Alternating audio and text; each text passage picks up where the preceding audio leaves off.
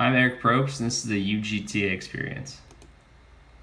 So the class I TA for is a CAD class. So my only experience as a TA is for software-based classes.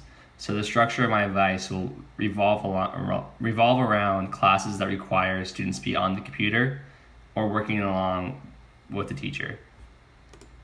So my role for the class I TA'd for was I would assist students who were falling behind during lectures and teach supplementary lessons on ANSYS. So my advice will be broken up into those two sections, starting with assisting students during lecture and lecturing for supplementary lessons. So first, for helping students during lecture, there's a couple rule things that I found very helpful. First, do not just solve the problems for the students. This will just propagate the issue. If you make the students rely on you to help them and do the work for them, they won't learn how to do it for the homeworks and exams where you can't help them. And this will just keep causing them to raise their hands and slowing up lecture. So second, it's extremely important to not be distracting the students or helping the students during an important part of lecture.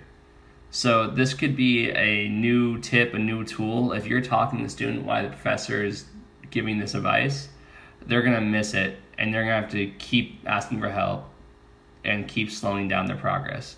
So instead of doing that, you might as well just tell the student to wait a minute and let them listen and then help them after that. The final thing you should know is you may have to just tell students to just close their program and restart it.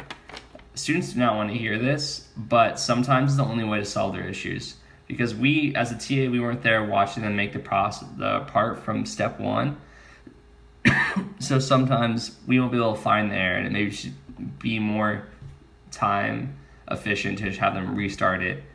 Not only will that solve the problem sometimes, it would also teach them what they did wrong. So it's a very helpful tool. Finally, if you're going to be doing some lecturing, here's some tips that I've learned from teaching lessons on ANSYS. So first thing is practice the problem before a class.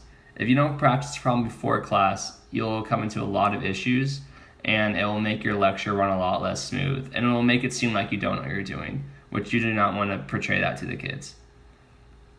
It will also make you aware of some errors that students might come upon while they're working on it. So if you see some common error points, you'll be able to slow down during that part of the lecture and point out these errors to the kids. Finally, another thing you should be aware of is that students are going to make mistakes. So no matter how simple the problem may seem to you, you've been using the software for a long time. So the students will run into issues that you don't seem that challenging. So you have to go slow during these parts.